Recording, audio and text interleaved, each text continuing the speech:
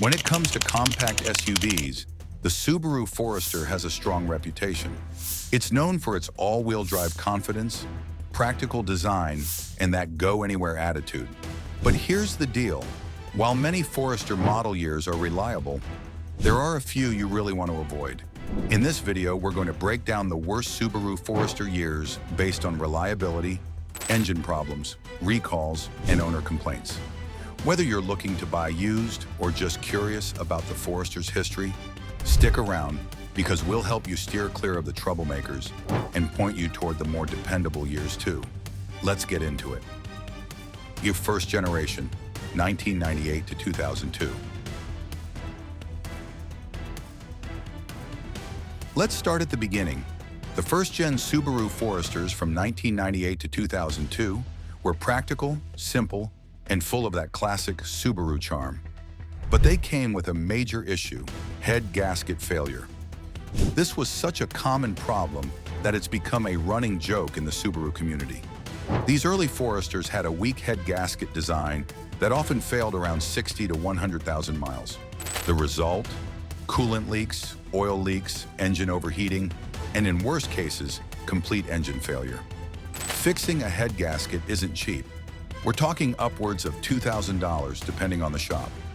If you find a Forester from this era, make sure the head gasket has been replaced, or be ready to foot the bill. Bottom line, the 1998 to 2001 Foresters are years to avoid unless they've had serious maintenance work done. The 2002 model showed some improvements, but even then, it's best to be cautious. Second generation, 2003 to 2008. The second generation Forester ran from 2003 to 2008 and brought a more modern look, more space, and some much-needed improvements. Overall, these models are a step up in reliability compared to the first generation. But not all years are created equal. Let's talk about the 2003 and 2006 models. Both had more complaints and lower reliability scores than other years in this generation. The 2003 model had issues with the electrical system, airbag warning lights, and some minor water leaks from poor door seals.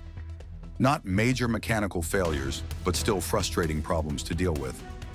2006, on the other hand, brought back the dreaded head gasket issue, especially in the non-turbo 2.5-liter engines. There were also reports of engine misfires and cooling system failures. On the flip side, 2004, 2005, and 2007 are considered solid years. If you're looking for a second-gen Forester, aim for those. Third generation, 2009 to 2013. Now we get into the third generation. This is where things get a little more complicated. The 2009 and 2010 Foresters had some of the most serious issues in the model's history. The engines were prone to failure, especially due to ongoing head gasket problems. Add in excessive oil consumption, engine stalling, and even some turbo issues in XT models, and you've got a recipe for expensive repairs. Consumer Reports gave the 2010 Forester one of the lowest reliability ratings in the model's history, and CarComplaints.com shows a spike in serious complaints during these years. Another big issue in this generation, the infamous Takata airbag recall. Most Foresters from 2009 to 2013 were affected. Faulty airbag inflators could explode and shoot metal fragments. Definitely not something to ignore. So what about 2011 to 2013? These years are better. Subaru introduced a new engine, the FB25, which improved fuel efficiency and reduced head gasket problems. But there's a catch. That engine brought its own problem: excessive oil consumption. Some owners reported burning a quart of oil every 1,000 miles. Subaru even faced a class action lawsuit and had to extend warranties for certain engines. To sum up, avoid 2009 and 2010. 2011 to 2013 are better, but check for oil consumption and make sure any recalls have been taken care of. Yes, fourth generation, 2014 to 2018.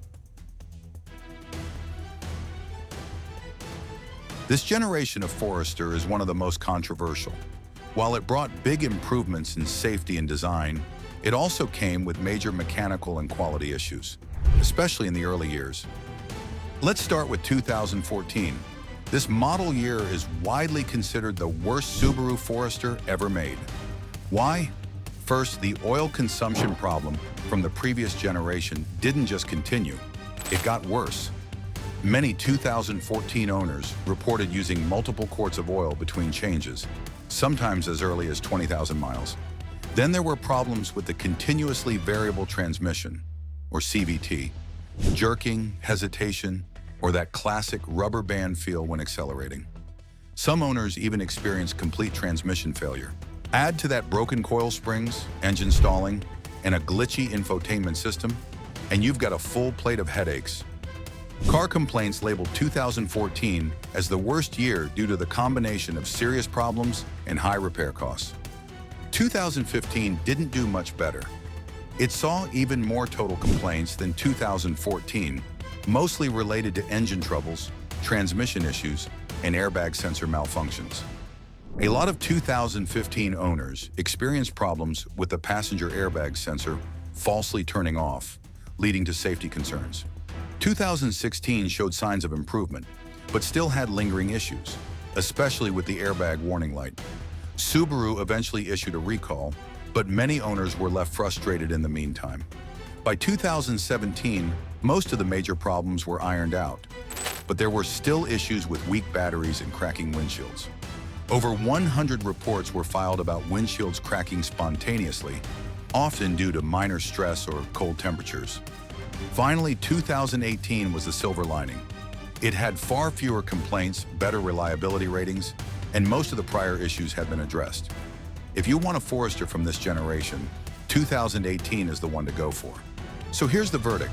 Avoid 2014 and 2015. Be cautious with 2016 and 2017.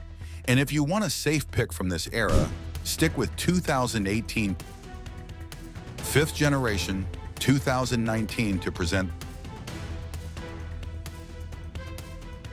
The fifth generation launched in 2019, and with it came a big redesign. Subaru rolled out updated safety tech, a new global platform, and further refinements to the engine and transmission. The good news is that Subaru seemed to finally put the oil consumption and head gasket problems behind them.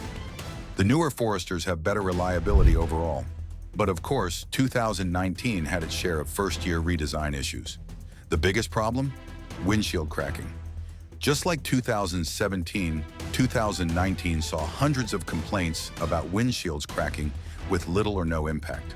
Subaru blamed it on a new thinner glass design meant to save weight, but it didn't sit well with owners. Replacing a windshield isn't cheap, and for some drivers it happened more than once.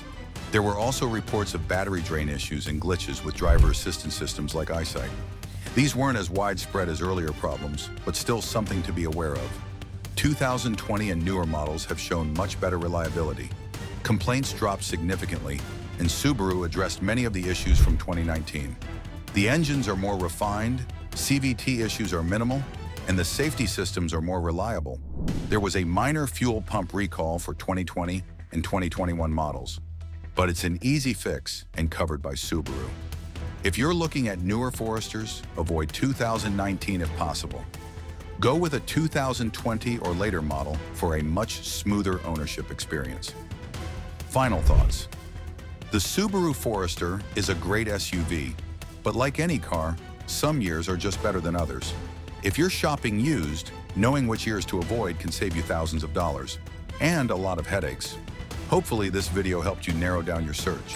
Whether you're hunting for a reliable daily driver or your next adventure rig, choosing the right model year is key. If you've owned a Forester, let us know in the comments what your experience was like. Good or bad, your story might help someone else make a smart decision.